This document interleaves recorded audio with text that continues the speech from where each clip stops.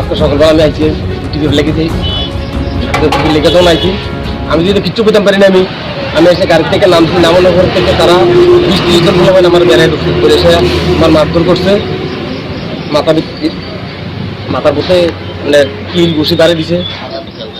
তারপর দিয়া তো আমি গাড়ি ফেলে এসে গেছি। গেলে তো আমার গাড়িটা ছিল এই জায়গা, আমি তো আমার নিজের যান বাসায় দিব, তো গাড়িটা ভাঙচুর করছে। ভোরবেলার দিকে হয়তোবা এই আমরা যে 31 তারিখ ইন্দিরা গান্ধীর জন্মদিন উপলক্ষে যে প্রোগ্রামটা ছিল, এই প্রোগ্রাম উপলক্ষে যে প্যান্ডেল করা হয়েছে, প্যান্ডেল আপনারা সামনেই আছে, দেখেন সবটি বালাঘাটটা দেওয়া হয়েছে। কংগ্রেস ভবনের জানলা ভেঙে ভিতরে ঢুকে তারপর আমরা টিভি ছিল, চেয়ার ছিল, সব চুরি করে নিয়ে গেছে আর ভাঙচুর করে গেছে।